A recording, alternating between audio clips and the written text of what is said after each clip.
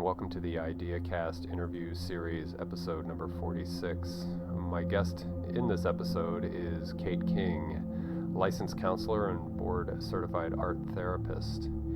And within her program or system, her work is informed by somatic therapy, internal family systems, and what is called IFS Parts Work. And we'll be discussing that in the interview, so you can find out more about that, as well as interpersonal neurobiology and art therapy relational neuroscience. And we discuss those aspects of her training and her work and in her professional career, which has spanned 15 years thus far as of this recording. We also get into some human well-being and flourishing and so forth, and we talk about her Radiant Life project, and we unpack what that system is.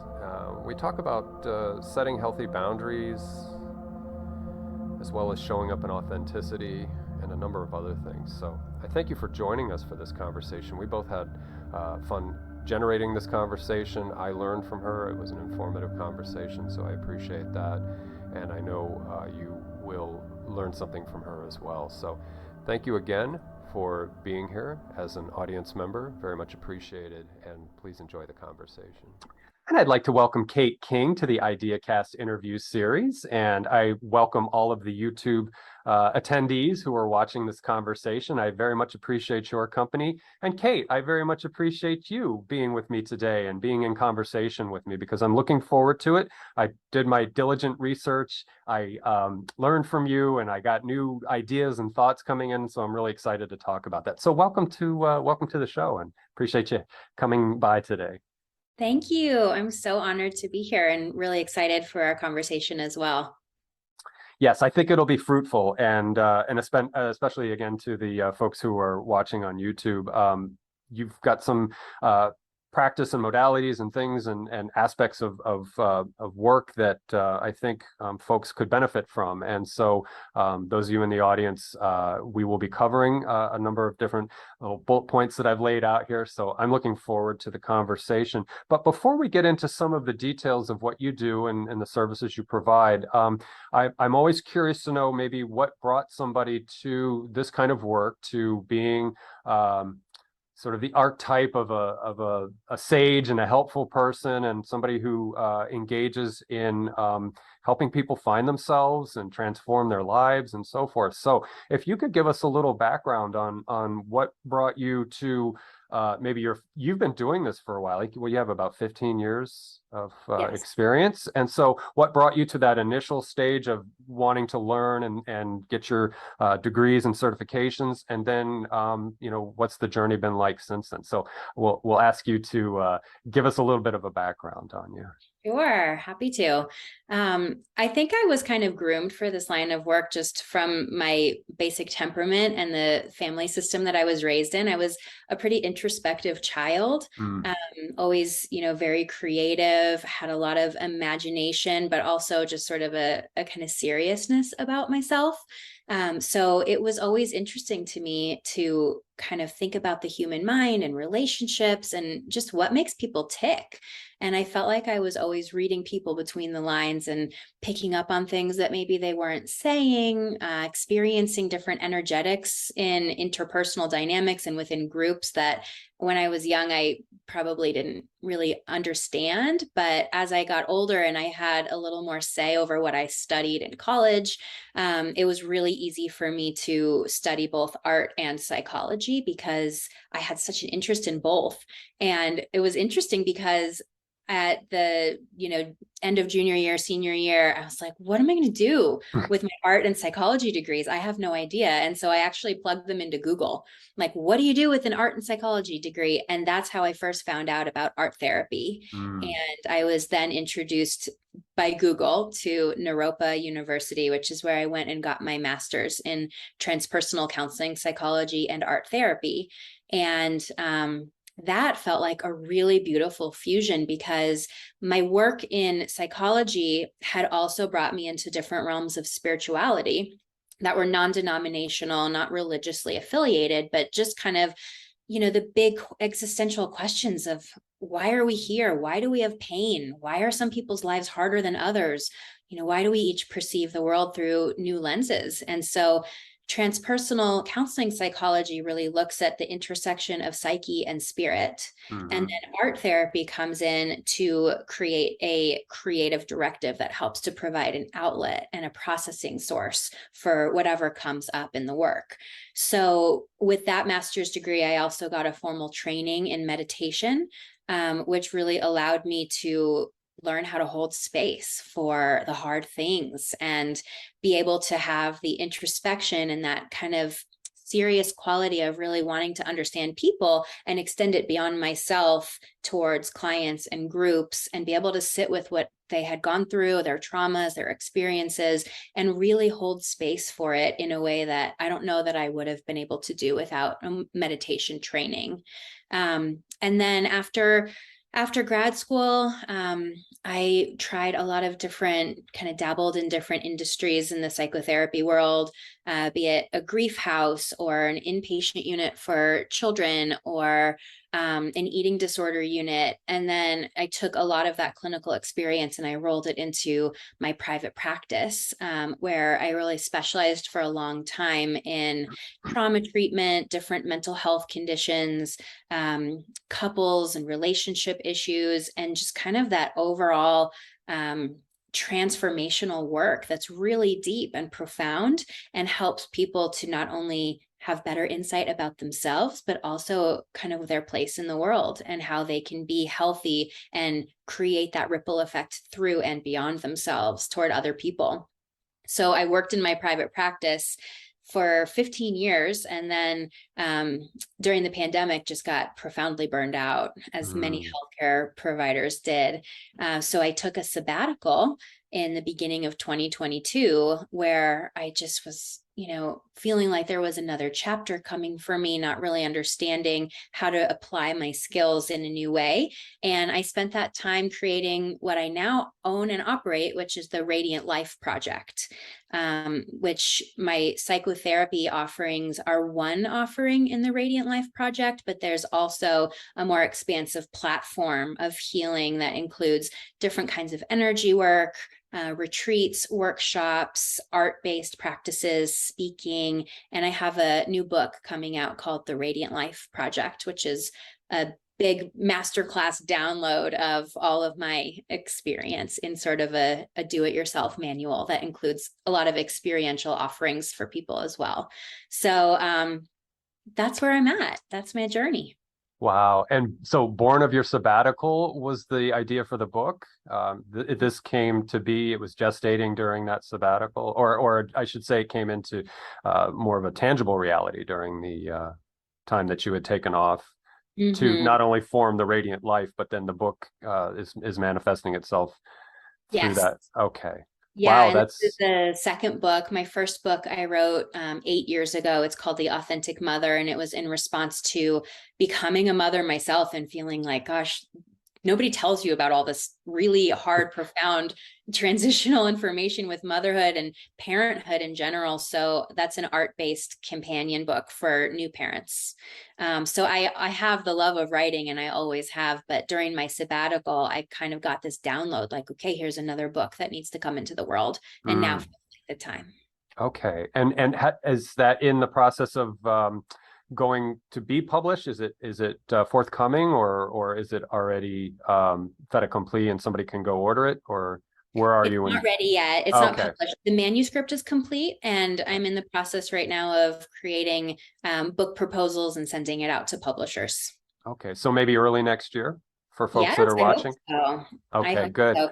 Yeah, you Okay. can kind of keep tabs on that through my website or my social media. I'll be updating people in the process. Awesome. And of course, it's a good time to mention that I will have all the links and relevant information to access Kate's work and her social media platforms down in the description field. So stay tuned, and that book will be coming out soon. And as she said, she has Authentic Motherhood. It's available through her website. I believe you can get it on most of the e-retailers, online booksellers, and so forth.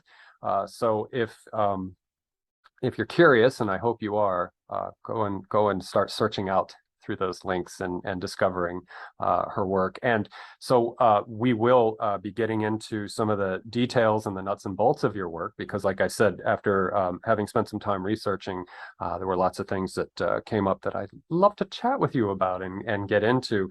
And now one question I have from what you had mentioned earlier about your coming of age and your coming into your profession, with transpersonal psychology, is transpersonal, I'll need a definition for that for my own curiosity. Or not, I don't need it, but I would like a definition for my own curiosity. Does it describe sort of beyond ourselves and sort of the universality of humanness, or is it more of an allusion to spirituality, or what are they indicating when they say transpersonal?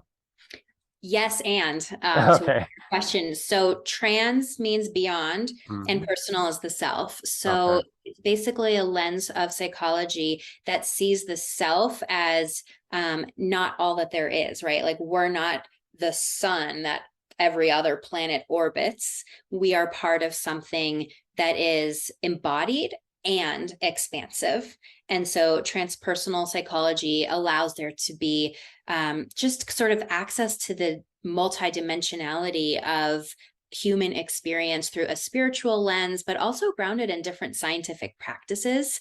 Okay. So some of the sort of non-traditional psychology and practices like Dr. Joe Dispenza's work would fall under transpersonal counseling psychology. Also, Jungian archetypal work is transpersonal. Stan and Christina Groff talk about different kinds of birth trauma that relates to lives that we may have had before this life that create mental health issues or, issues in this life. So there's just a lot of dimensionality and expansiveness in understanding why we are the way we are and our growth potential as human beings. And it's actually really adaptable. If people do have religious affiliations, it can adapt and fit into that. If people have really big, profound questions, it can be, as, expansive as people want it to be, but it's really not, it's not the kind of psychology that says, this is how it is, and that's it, period. It's really a lot more open. Okay. It reminds me of one of the aspects of Frankel's logotherapy, where he talks about, and I forget the term, but it's basically taking your attention away from yourself and sort of seeing the other, or seeing the otherness beyond the self. And that seems to resonate too. With and that. there's a kind of mirror perspective too, that we are all projective creatures, and the world is mirrors. Relationships are mirrors. So we're just bouncing our projections off of each other. And so although I'm a me and you are a you, and maybe on some quantum dimension, we're made of the same stuff, we're actually here to foster and facilitate each other's growth through the perception of each of our own identity as a self. I have a philosopher that I follow, and he likes to joke that we're kind of like Mars rovers, and we are just sort of gathering information and doing it as we fumble our way through alien terrain. So that's my kind of weird way of trying to understand what it is that we're doing and things like that. It makes sense. Yeah, he goes a little, he actually has a beautiful analogy. And so it's things like Rupert Spira talks about it, and it's like there's nothing to the whirlpool but the water itself. That's the way to talk about a simultaneity of unitary oneness, but at the same time individual expression, this breaking away from the oneness kind of thing, whereas you are you and I am me, that kind of thing. So anyway, but they love to have all these beautiful metaphors and analogies for these things, and it's funny to bring them up. And but so okay, thank you for describing transpersonal for the sake of, for me, as well as for those who might be curious and drawn to that idea.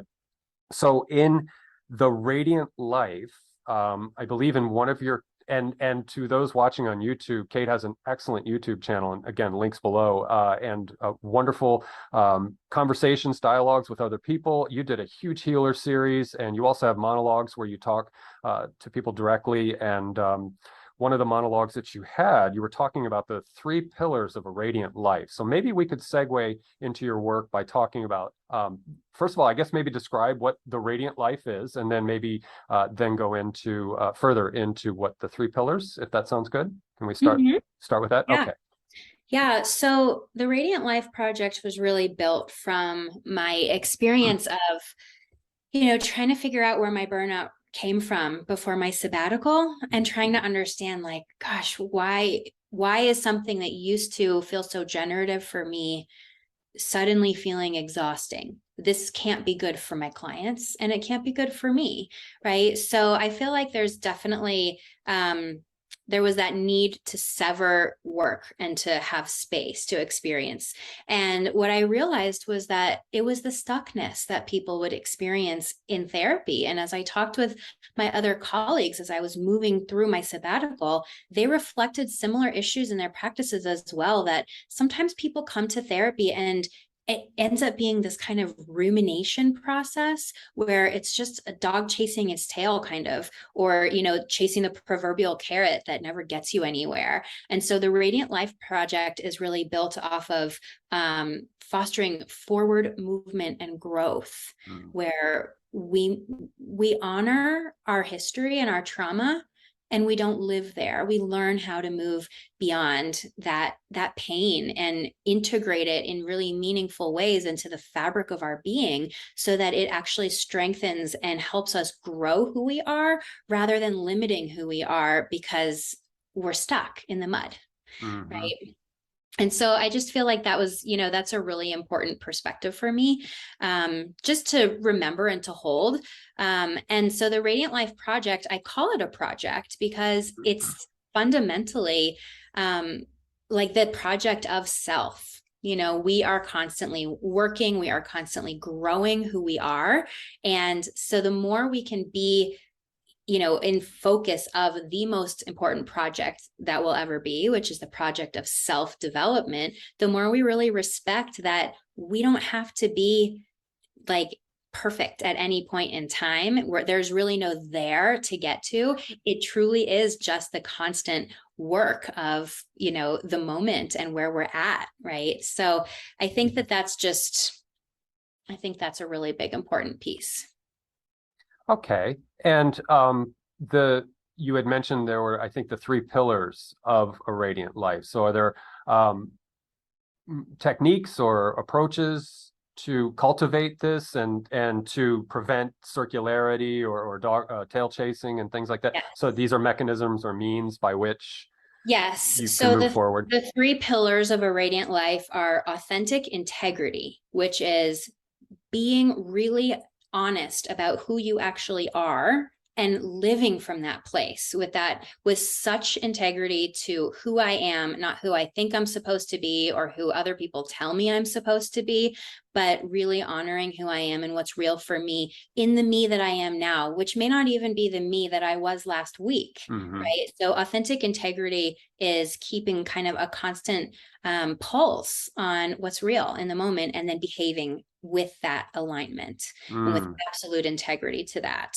So that's the first pillar. The second is aligned relationships. So this is crucial because so many people end up either in partnerships, marriages, friendships, work relationships that they're like, yeah, it's not great. It doesn't feel good. It really drains me, but I don't know how to get out of it.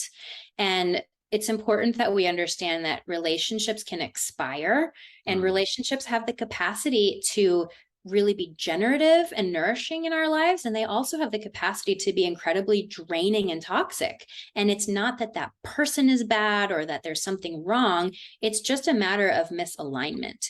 And so I talk a lot about finding congruity and alignment in relationships. And that's the second pillar. Okay. And then the third pillar is creativity. And it doesn't have to be through a lens of art or art therapy. It can be through the perspective that whatever you do in your life, whether it's, a creative or a technological or a business finance, whatever it is, we can put creativity into all that we do. You can put creativity into the way you make your dinner, right? But living with creativity is really important for the nourishment of our soul and for the very, humanness that we are. Our ancestors were making art with bones and mud, on cave walls before they really even had the cognitive abilities that we have today. So it's part of our DNA to be creative. And a lot of people say like, well, I can't draw, and so I'm not a creative person. And then they just sever their connection to that energy of the creative divine. So that's the third pillar of a radiant life. Yeah, I completely agree with you that it's the will to create, I guess maybe could be a good base way to say it, is inherent within us. It's been multi-generational. Like you said, for 50,000 years ago, they were doing cave paintings and things like that. So it's within us.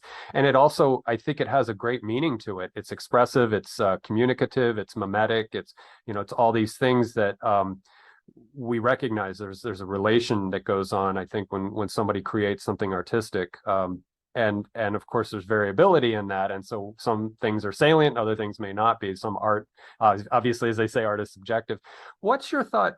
This is kind of off the wall, but when you were saying what you were saying about the historical nature of our creativity, have we entered into an era of kind of like fast food creativity? And I say fast food in the sense like fast creativity, where maybe we were at a sweet spot in the 20th century or before, where art was slow and art was more immersive.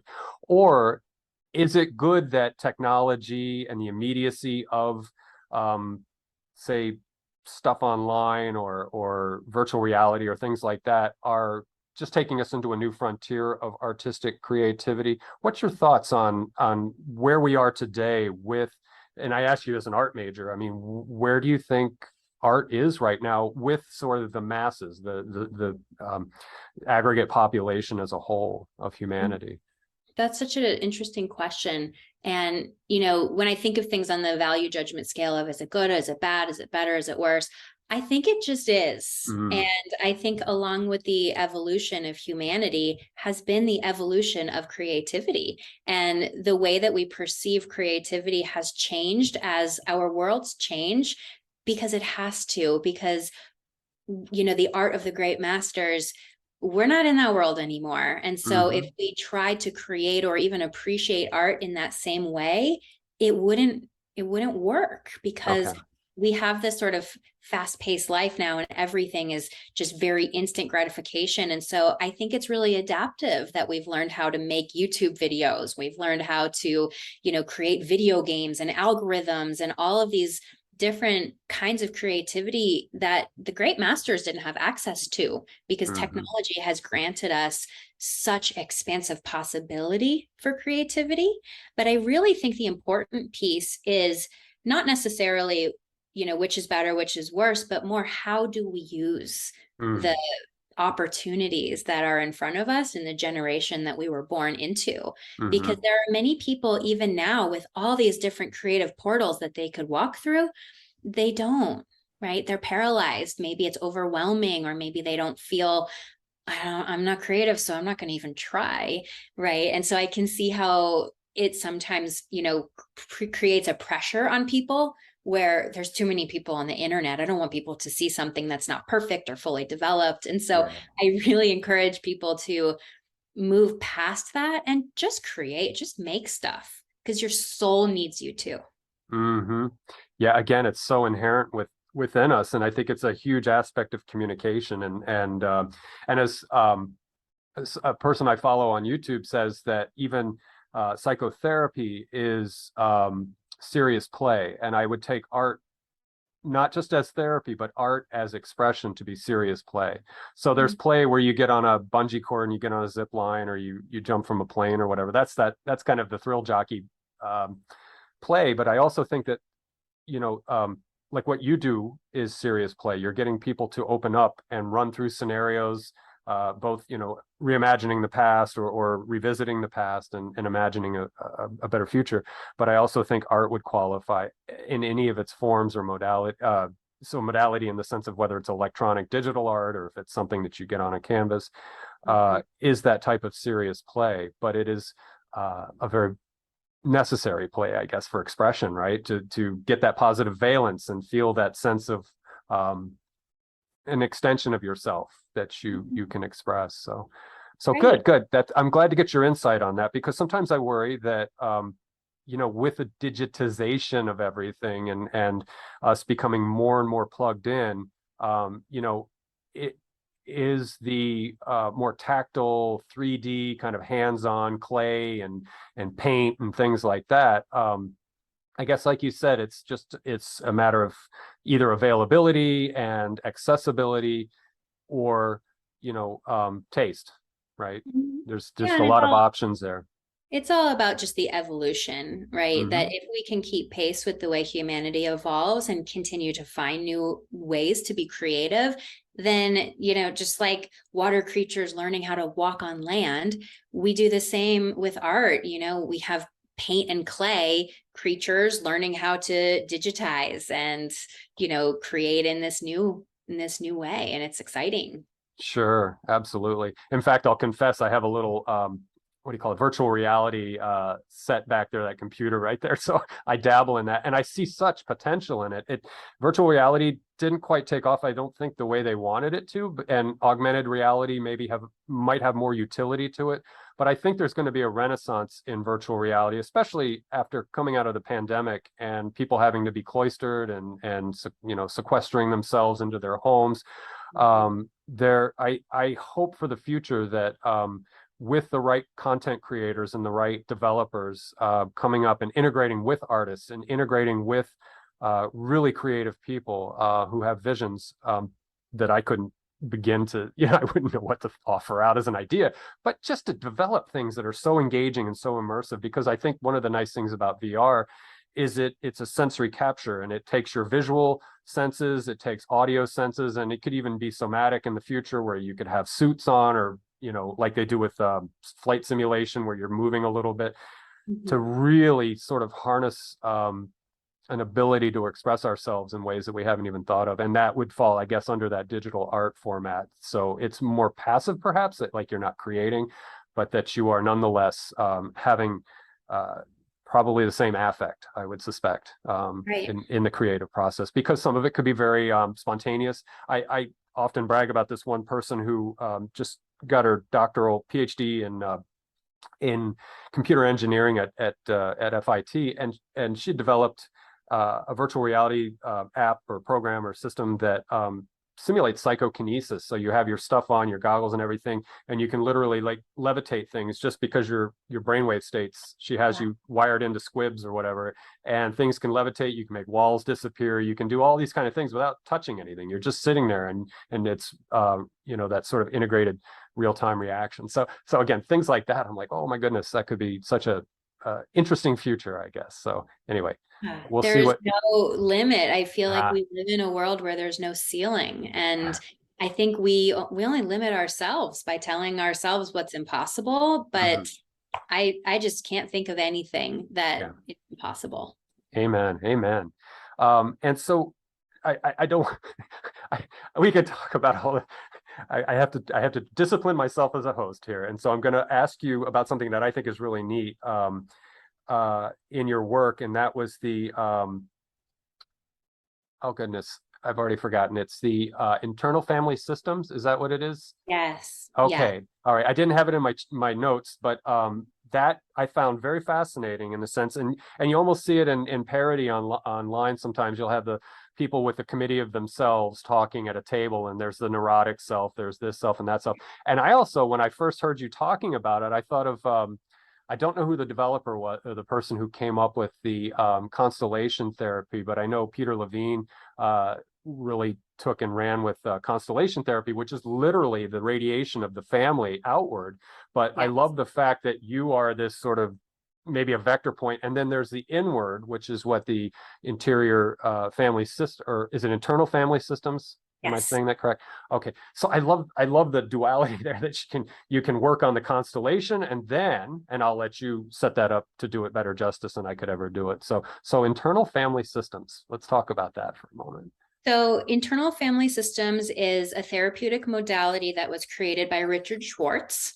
And it's essentially, it's the differentiation of self and parts. So a lot of the time it is sort of simplified into being called parts work. So you will hear people outside of therapy everywhere saying, part of me wants to go, part of me wants to stay, part of me really doesn't like that, So we talk in parts all the time. But then sometimes when we introduce this model of therapy to people, they immediately say, like, oh, I don't have multiple personality disorder. Like, it's not, these are not alter egos. This is something that is natural. It's about the multifaceted capacity of the human psyche, and it's normal for all of us. And it's an assumption in internal family systems that we all have self and we all have parts. And so our dysfunction and the difficulty that arises is when we're living our life from the perspective of a part instead of the perspective of a self.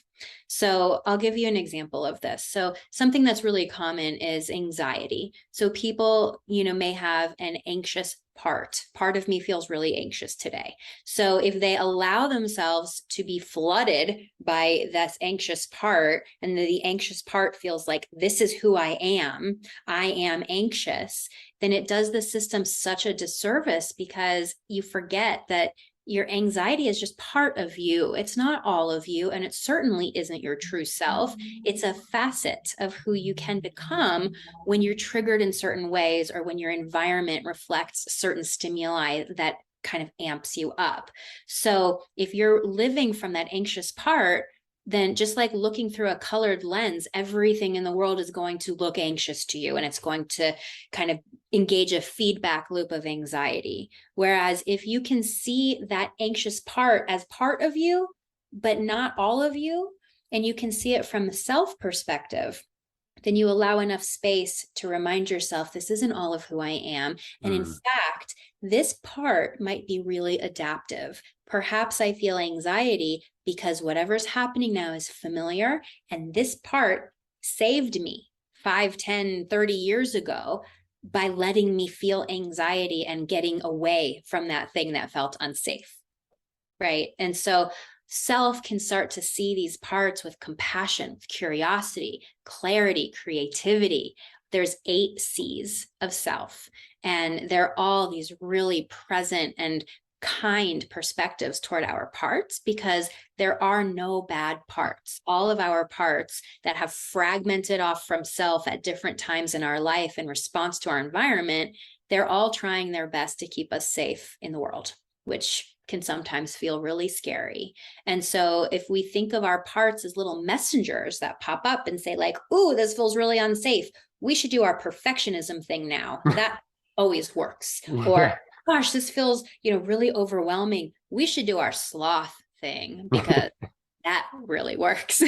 So you can see how our parts are really adaptive, but they're not actually all of who we are. So the point isn't to live from self all the time, because it's not possible. The point is to notice when you've been swept away by a part, and then actively return to self, so that you can reintegrate that part with harmony and balance in the system, and potentially even unburden that part and help it unblend from some of that over identification that it's been carrying, so that it can have a new function in the system. And just like we update our computers, we can update our systems, where we say, yeah, that thing that worked when I was 3 years old, it's not applicable anymore. I don't need to do that anymore. You can function differently now that I am, the age that I am, and I have better resources. Okay. And so it's kind of the plural of persona. Would that be correct in saying that sort of, the persona that we portray to the world, or that we project to the world, that there is a plurality to it, and that it's multi-aspectual or faceted? And so, and I love how you said some people might get defensive and say, well, I don't have any kind of, dissociative identity disorder or anything like that, which, it's, we all have to dissociate sometimes. And I think this is a good example of that, to explicate that we do need different us's front and center for different occasions. And so that's why I throw out the idea of the persona, because I'm a different person around certain people. Like if I get around a bunch of brutish males who are into, hunting and caveman type thing, I'm not going to sit there and go, guys, we really need to think about the abstraction of the social normatives and the constructs of all of this type of behavioral performative.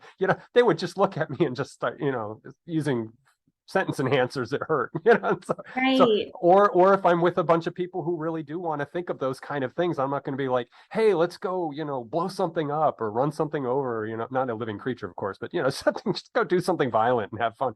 So I'm being silly, but I think maybe for the sake of trying to say, this is normal, that we behave differently around different people. When I'm with my partner, I'm just kind of, we're both quiet and chill, and we don't have to show off for each other or do anything. Just kind of sit there and chat about whatever's on our minds. But yeah, I'm different around different people, and not drastically, but again, just Yeah. depending on the crowd. So it makes sense, and that's what I love about it. And so it's much deeper than what I'm trying to portray here by just being a different person around people. But I really love that internal family systems approach to seeing who we are. And so I would ask you then, how would someone, and this is probably an impossible answer, but how would someone see the neutral self, or just the beingness of self, without any of the constructs, any of the layers or functionality engaged? So how would you define just the self, like? Yeah, actually, internal family systems has a definition for that. Right. So, and internal family systems calls it self energy. So a lot of this work is embodiment work. This is not the monkey mind. This is a felt sense. And self has these 8 C's and 5 P's. And you can Google those, because off the top of my head, I'm not going to remember all of them, but they're all grounded in presence and awareness. So some of the C's are creativity, curiosity, compassion, clarity, confidence, connectedness. Some of the P's are perception, playfulness, presence. So the qualities of self are felt experiences. You know what it feels like in a moment when you're just curious, right? When normally you might be triggered or you might be judgmental.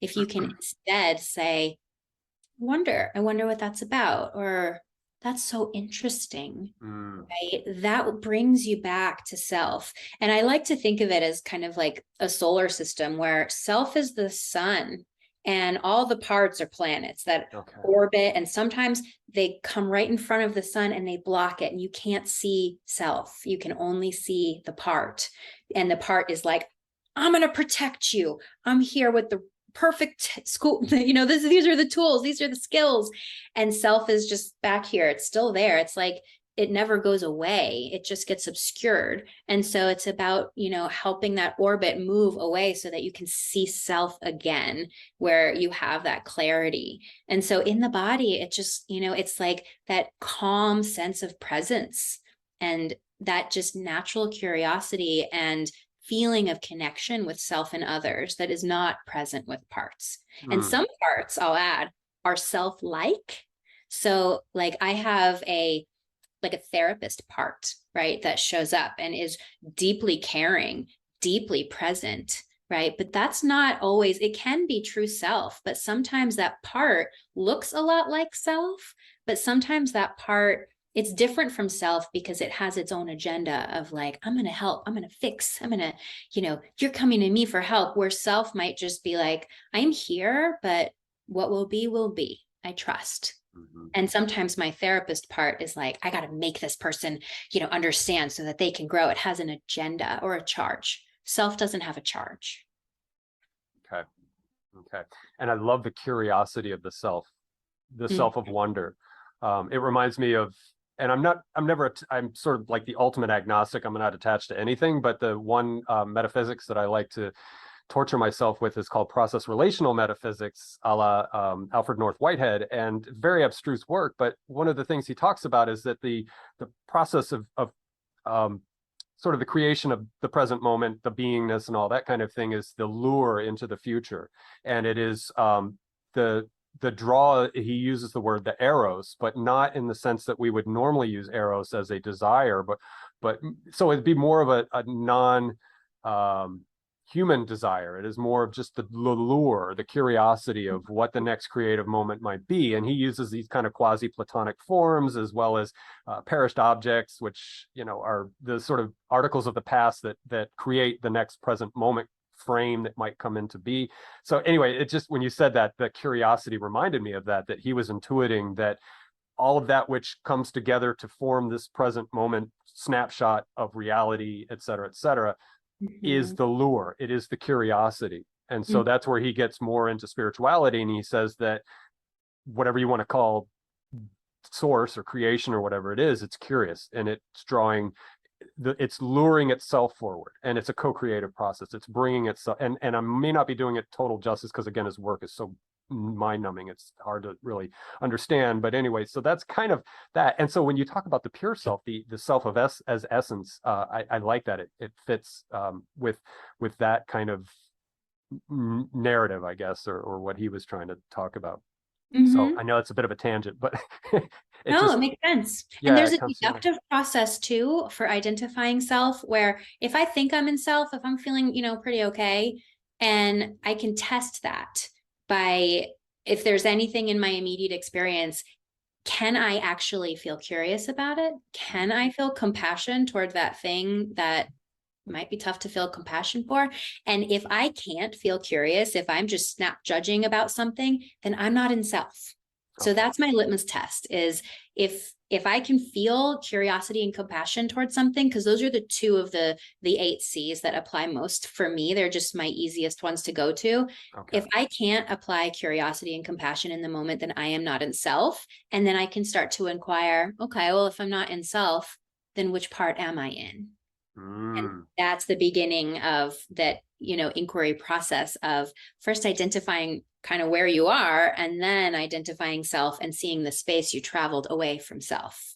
Wow. Yeah, that's neat. That's really neat. And again, I just did a thumbnail, you know, cursory kind of exploration of that through you, and I just found it really interesting. And so again, if you're here as a member of the YouTube audience, the C's and the P's are all in Kate's videos. There was one, I think, from late last year that I was listening to yesterday, and you had the diagram, you had the chart rather, up. And so again, links will be down below, and in Kate's monologues on her YouTube channel, she really covers a lot of this in depth. And as she said, you can go and look on Google and go to the images category and just find PowerPoints or graphs and things like that. But I would encourage you to check out Kate's YouTube channel, because, and I'm not pitching for her necessarily, I'm just saying this, if your curiosity as self has been stoked, then she does a wonderful job in laying out explanations of all these things in her work in the YouTube format. So it's there and available for you. Now, I know certain people have inspired you, and so we'll go through a couple people one at a time.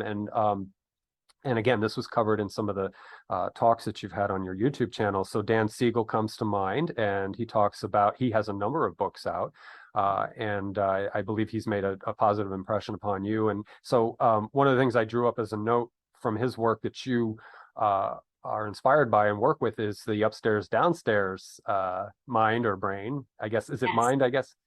Yeah. So can you tell us about that? Yeah, it's the brain. It's the anatomy of the brain. So there has been a depiction of the brain for centuries that is called the triune brain, which is the brain in 3 layers. So the innermost layer is the reptilian brain, which is, you know, our fight or flight, our survival mechanism. And we share that part of the brain with all living creatures. So lizards have it, fish have it. It's how we all breathe, sleep, procreate, stay safe.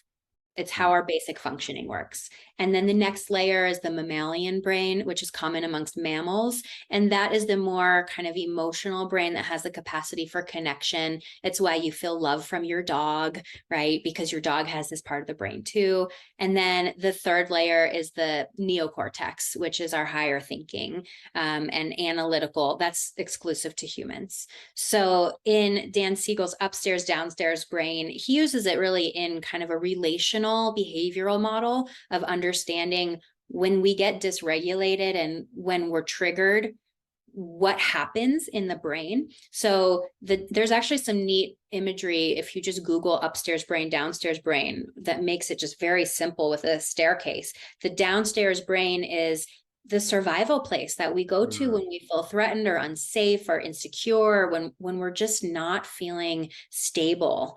And it's really important that you can't be in the downstairs brain and the upstairs brain at the same time. So the upstairs brain is when you have access to your higher thinking capacity. And so when you think about maybe the example of a couple who's fighting, they might be downstairs brain to downstairs brain kind of banging up against each other. They're each triggered. Neither one of them feels particularly safe in the moment. They're both really upset. They cannot speak rationally. They cannot see each other's perspectives. All they can do is fight, right? Fight, flight, freeze, fawn. These are our nervous system responses to feeling unsafe. So the key is that you want to move to the upstairs brain where you can see each other's perspectives, you can speak rationally, you can think logically, you can even analyze a situation. And so the way that someone will move from the downstairs brain to the upstairs brain is you have to give your brain and thus your body cues that you're safe. So this thing that couples engage in when they're angry at each other, it just perpetuates that something doesn't feel safe until you get so fried that you have to just like walk away, or somebody has an outburst of violence, but it either forced or intentionally, you have to break from the circuit of that kind of just like banging back up against each other's downstairs brain. And somebody needs to go upstairs in their brain by either having a sensory experience that helps them feel safe. So it could be something as simple as wrapping a warm blanket around you and feeling the softness.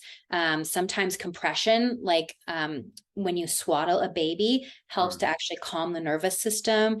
Or having a scent like lavender, having a temperature experience like just washing your hands in warm water, taking a shower.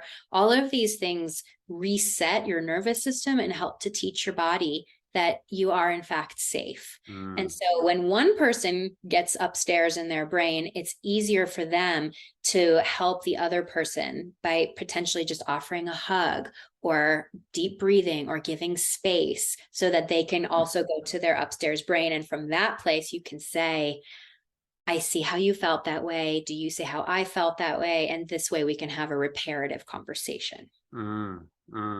Does that correlate with the sympathetic parasympathetic response in a way? Okay, because it sounded familiar.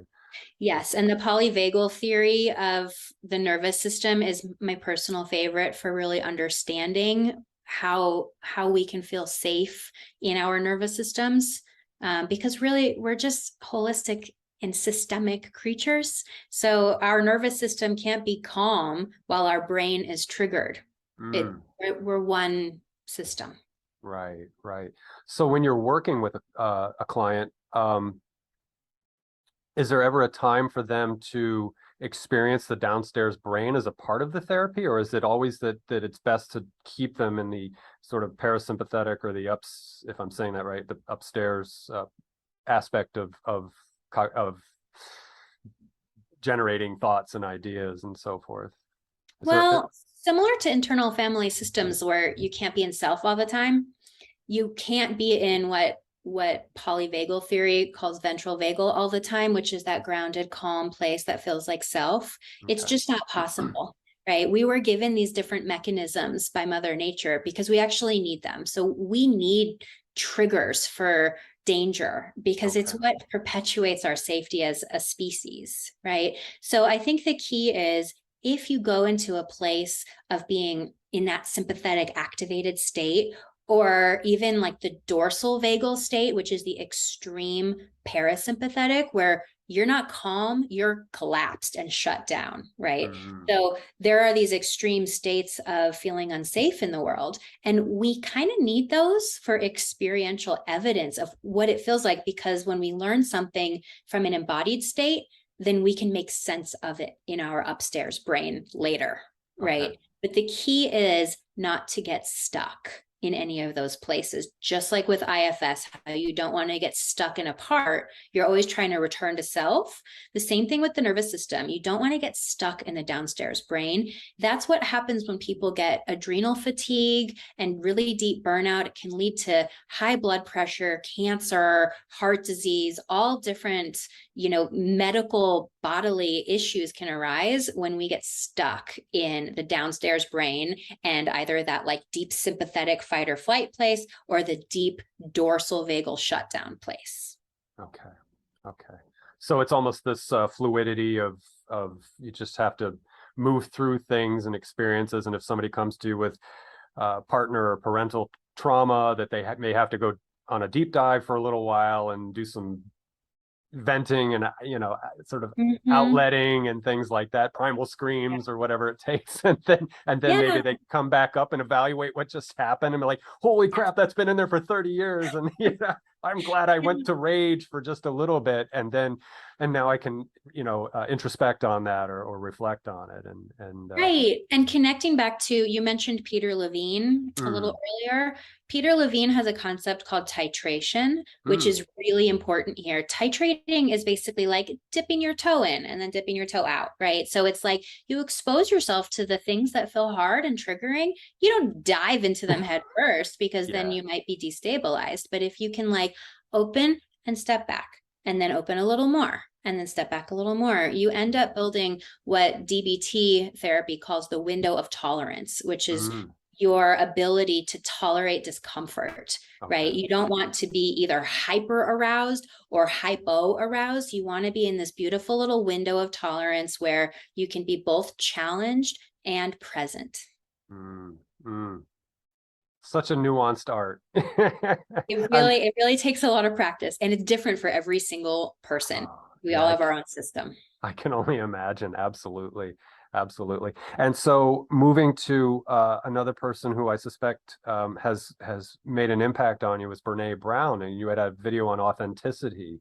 And so let's talk about that a little bit, because I think that's essential, right? When we want to know the self or be able to occupy that space of perhaps an authentic selfness or active authenticity, which I think is more what the one video that I watched of yours had discussed. But let's talk about authenticity for a little bit.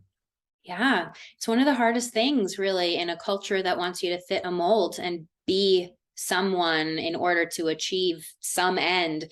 Authenticity is essentially breaking the mold and being who you are in a world that doesn't really understand or support that. But it has a resonance that feels true and real for you. And the relationship with authenticity to resentment is really interesting, because it's kind of like a sandwich. If you're inauthentic, then you become resentful, right? Because you're living your life out of coherence with who you really are. It's not sustainable. And it ultimately really diminishes our life experience if we're not shining our own light into the world. But there's also this experience of other people becoming resentful of you for being authentic, because they want you to be who they want you to be. So in the authentic integrity work of that first pillar of the Radiant Life Project, I teach people how to own and really support their own authenticity, regardless of what other people think, because other people are really invested in our self-abandonment. It works for them when we cave in or when we say yes to the things that we say yes to. They don't care that it doesn't feel authentic to us. They're getting what they need.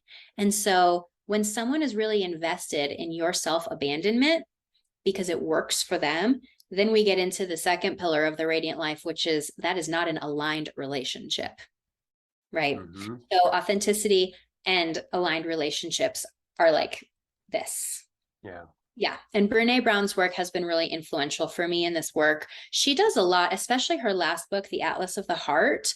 She talks a lot about language and how important it is that we have the language to describe who we are and how we feel so that we can be much more granular with what authenticity looks like in our unique individual flavor.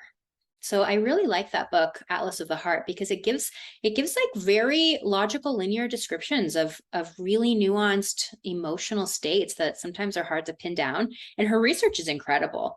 I mean, one of my favorite pieces of Brene Brown's research is that her research shows that joy is the scariest emotion.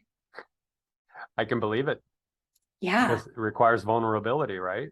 Right. To And be that's in her joy. jam. Her jam is all about vulnerability and how vulnerability is a strength, even though it's not really advertised that way culturally. Right, right. No, if you follow the meme sphere and the marketing world, Madison Avenue, that it's all about machismo or hyperfemininity or any of these sort of exaggerated aspects of ourselves, that as you said, people are looking for you to abandon yourself so that you can be more accommodating or pleasing or whatever it is that they're looking, the supply that they're looking for to get from you. So that Yeah. makes perfect sense to be and it's good.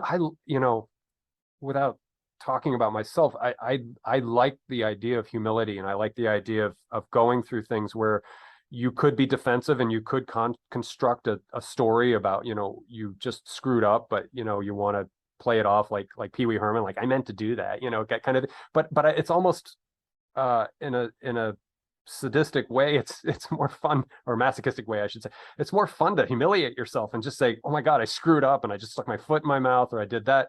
And if you can get comfortable with that, I think and I don't do it all the time, I pass fail on that a lot, but when I do self um not necessarily self-flagellate, but just get myself out there and I'm saying, oh, I screwed up, you know, and I did something. And it's not necessarily I'm trying to be performative about it, but I'm trying to just humiliate myself to say, you know, you are vulnerable, you do make mistakes. And so in other words, I guess vulnerability can be practiced and exercised. And if it's done authentically, then you can feel it and feel Mhm. what it's like to be mortified and embarrassed. And, you know, you say something stupid or you do something. Like I have a couple of different YouTube channels, and sometimes my content, people will, you know, say things and really, you know, not necessarily in the best way.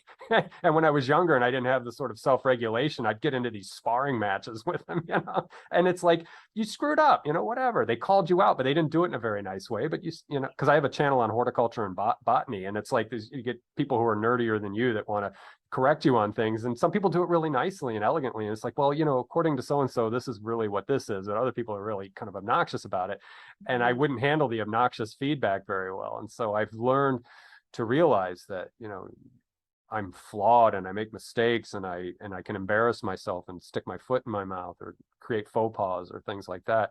And Mhm. just in my own experience, I think when my ego is not fully raging and in charge, that I can own that humility and own that embarrassment and feel better about it. Like, oh, you know, somebody corrected me and I'm not going to push back on it. I'm going to humbly take the criticism, even if it wasn't delivered in the most elegant manner, and move on.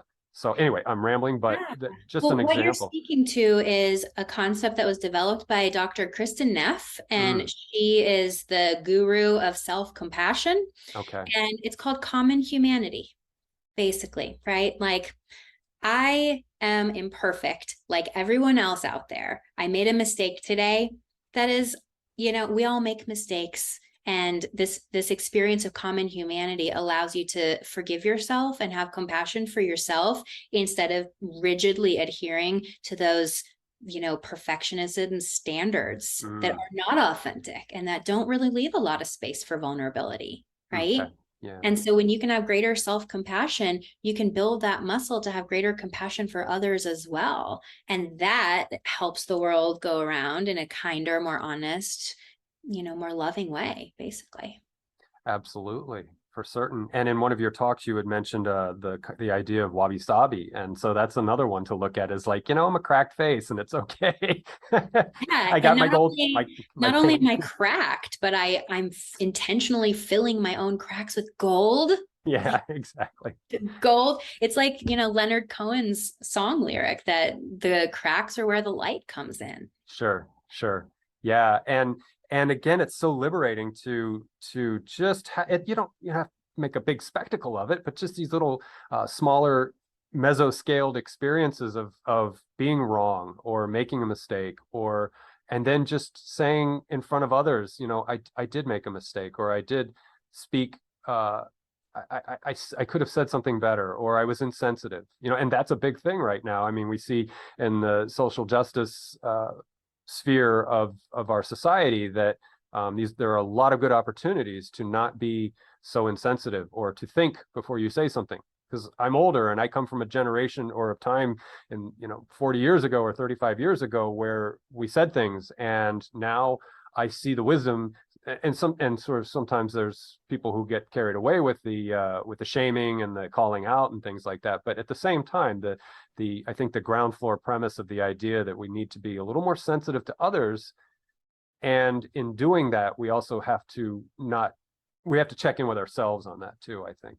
So I try to practice sensitivity, and I also try to be sensitive to my own self, because I can be the worst person to self-deprecate and yell and scream at myself.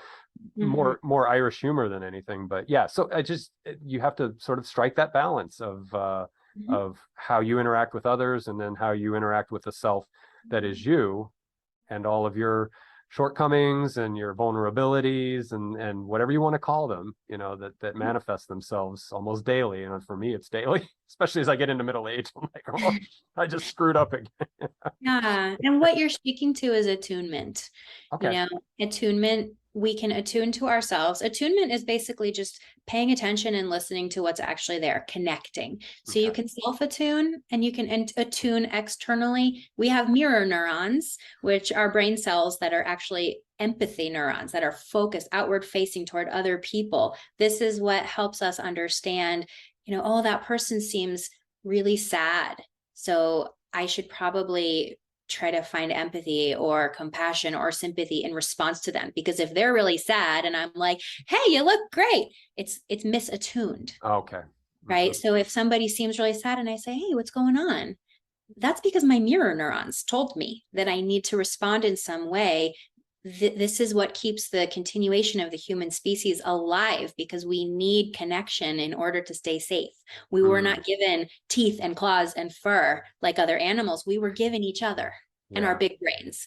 And because of our big brains and our connection with each other, we need to have these mirror neurons that help us attune, so that we know these kind of social ins and outs, so that we can protect each other, we can stay safe, and together as community, we can thrive. Right. So speaking to attunement when you talk about that. Okay. That makes sense. That makes absolute sense. Believe it or not, we've been talking for an hour, and I know we kind of set that as a general area around an hour. So I want to ask you perhaps one more thing, and it ties into authenticity and what you were saying earlier about selling ourselves out, or coming up short, or people pleasing, and all of that. And so let's talk about boundary setting as sort of our last grand topic or bullet point for this conversation. And with you having mentioned that you're publishing a book, I know I'm definitely going to ask you to come back when that comes out. Maybe we can time it with the release of the book, and we can just sort of pick up where we left off, but I'll have researched your book, and then we can carry on from there. But so let's talk about that as a way to put a stop on this dialogue, and then like I said, down the road we'll definitely catch back up with each other. So boundary setting. Yes. So when I teach boundary work, I teach that there are 3 gates that you must pass through when setting boundaries if they're going to be laid effectively. And it comes with the caveat that you can lay the perfect boundaries that pass through all 3 gates, and it does not guarantee that the person that you're setting the boundary with is going to like it. So this is for you to know that you have done boundaries in a healthy way. Their response to your boundaries is not your responsibility if you pass through these 3 gates. So the 3 gates are respect, kindness, and honesty. Now, if you say your boundary, so say you have somebody who they keep asking you to do something that you don't want to do. So instead of saying like, hell no, I hate you, stop asking, that's like a Right. disrespectful way to set a boundary. You're going to get your message across, but it might be hurtful and it'll be perceived as cruel. But if Mm-hmm. you say with respect that you don't want to do this thing, you understand that they want you to, right? And with Mm-hmm. kindness, you're not going to be name calling, you're not going to be mean about it, you're just going to be clear. And then with honesty, this is how I truly feel, Mm-hmm. right? Then you lay your boundary. They can be mad, they can be disappointed. They get to feel any way that they feel. That is their right as an independent person. Mm-hmm. You know that if you are kind, respectful, and honest, that you did everything in your power to set a healthy boundary. And we need boundaries so that we know where I end and where you begin, so Mm-hmm. that we can have a healthy maintenance of our internal system without being overstimulated, without being drained, feeling taken advantage of, self-abandoning. There are a lot of things that happen when we don't have boundaries, where we're too porous. And there's also a lot of things that can happen when we're too rigid and we have too many boundaries and we're not flexible, where we cut ourselves off, we get isolated, we feel really insecure. We build narratives that basically separate us rather than connect us. So there's a Okay. sweet spot Mm-hmm. where you're setting the boundaries that feel important to you, and you're also being flexible and fluid in the areas that you feel you can. And it's just Okay. really important with boundary setting that you're not attached to the other person's experience of your boundary. You're Mm. you're only setting a boundary from the place of me. This is what I need. And I'm Mm. setting it with kindness, respect, and honesty. Okay. Okay. That's all very grounded. I like that. And I like the fact that, like you said, there's a sweet spot. And I'll throw this out as a random thought. We live in an increasingly binary society, and I think it's the machines that we interact with. So every machines are all algorithmic, and they're all, digital, on, off, on, off. And I almost think it's having this influence on us, right? So we tend to think of things in sort of, on off kind of scenarios, and the algorithms that are formed by that. But like you said, there's nuance, and so finding the middle, finding the, understanding that if there's polarity, there's fluidity with. So it's the law of excluded middle. Like there is a middle. You can't deny that. So I think that's something that hopefully won't get too lost on upcoming generations, that there is nuance, there's subtlety, and nothing has to be on a dipole necessarily. If if we do know the extremes, that we also know, like you said, there's that sweet spot there. And Mm-hmm. so that in itself is almost this art that has to be maintained, or a discipline, I guess, that has to be maintained Mm-hmm. in any relational interface with reality and life and people and events and things like that. So that you emphasize that is, I think, critical. That we know that, because like you said, you don't want to be a hardline jerk, and you don't want to be a doormat either, when you're setting your boundaries, or at least a better, more refined doormat, so that only certain feet can walk across here. Right. Get in the center. Yeah, you're not a Well, doormat and you're not a jerk. and it connects too with that second pillar of the radiant life, which is aligned relationships. Because if Mm, you are in a relationship that is misaligned, you're going to know it because your boundaries are not being respected. When you mm, say no, or when you try to just gently, give nonverbal cues that this isn't good for you, and people either disregard it or they just steamroll right past it, that is valuable information, and you want to know that that person is misaligned for you, and that's usually the indication that something mm, needs to change. mm, Whereas if you're in an aligned relationship and you say, that really doesn't feel good for me, thanks for inviting me, but I'm going to pass, and they say, great, I'm glad that you told me. They not only do they tolerate your boundaries, but they respect and they appreciate your boundaries. That's an indication of an aligned relationship. And then if you have an issue down the road where there's some contention in that relationship, setting a boundary will provide you an opportunity to actually create repair with a person like that. Whereas a person who steamrolls your boundaries and doesn't respect them, there's probably not a great chance for repair when something goes wrong, because they're already not respecting what matters to you, right? mm, mm. So boundaries are a great way to indicate the alignment of a relationship. That makes sense. Yes. Yes, indeed. And I suspect in your 15 years as a therapist and counselor that, there's a phenomena of transference and things like that that you guys have to deal with.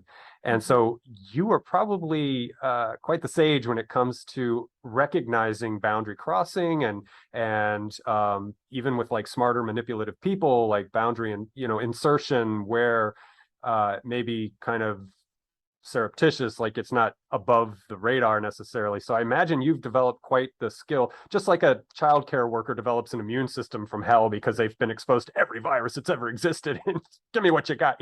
Anybody that ever works with children in daycare or pediatrics or whatever, I think you maybe have developed that kind of that sensibility, right? And hopefully I'm intuiting that correctly, that you've come across a lot of people in novelty and human expression. And so I would imagine that you have a quite a honed sense of that dance of boundaries and relationships and dealing with people, and recognizing patterns and behaviors and things like that. I think so. And I think what's been valuable is that really learning that from my work has created an overflow effect into my personal life, so that I can create boundaries with family members, with friends, with people in the same way. So it still feels authentic to me. Okay. But that is how I learned those 3 gates of kindness, respect, and honesty, because in the beginning, when I was just like exploring boundary work, I didn't always do it so kindly. Sometimes it was a door slam, or sometimes it wasn't as honest as it could have been. And so I learned through experience, because I really walk my own talk in my therapy work. I do all the things I ask my clients to do, and I'm on the personal growth journey as well. And so I learned through experience that kindness, honesty, and respect are the way to set boundaries. Otherwise, you feel icky, right? The boundary still gets set, but it doesn't feel good. And there's a better way, to do so. Yeah. Both personally and professionally, I suspect. Yes. Yeah. It's the same. They're just other people, right? Right. Yeah, exactly. And hurt feelings are hurt feelings, and yeah. Yeah. And you can also set boundaries with yourself. Right. That's important too, where you say like, look, every time I do this thing, I don't feel good. So I'm not going to do that thing anymore.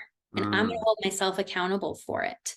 Right. And then if you slip up and you do the thing and you feel badly about it, then you get to practice self-compassion and forgiveness. And you get to say, all right, see, it happened again. Now are we going to respect our own boundary? Every time we eat that sugar thing, we don't feel well, like drink that alcohol thing, whatever it is. Like boundaries they're internal, they're external, they're communal, they're societal. They're just really an important facet of being a person. Yeah, it's iterative for sure.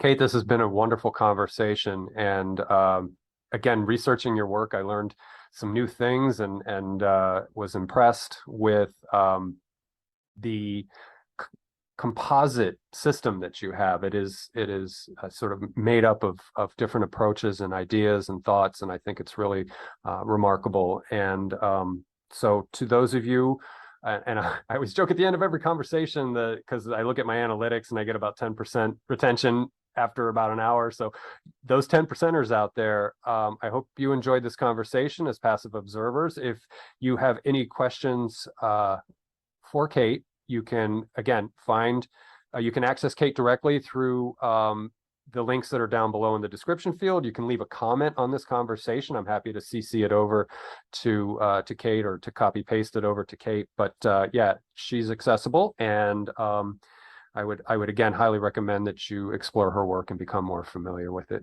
And again, Kate, this has been a really fruitful conversation. It's been informative, and I've been positively impressed by, again, the work that you do in both talking with you now and doing the research. So I thank you for coming on and having a talk with me. And I'm already looking forward to the next one, because your book coming out, like you said, it was a great way to put it. It was a download, and it needs to be present in the world now. Any sort of proactive, pro-social, positive valence tools and utilities that we can bring forward, I think is great, because some folks, I think COVID was a real litmus test for our resiliency and our resolve, and some folks are still processing that, and there's all kinds of other pressures going on. And I think anything that we can bring out that is solution oriented, that's there to help guide us is well worth the effort and very necessary at the time. So thank you for your project. You're And welcome. Thank you for the talk. yeah, absolutely. Absolutely. And again, YouTube audience, thank you guys. Those of you who are still watching, I appreciate your presence. And again, you can communicate either to Kate through direct access through the links or through comments, and make sure that she gets those. So thank you for your attendance. I very much appreciate it. Kate, I'll say goodbye to you after we're done recording, and may this conversation go forth into the world, have legs, become its own little thing, and impact people's lives. I hope for that. So, all right. Take care, YouTube people. Thank you so much.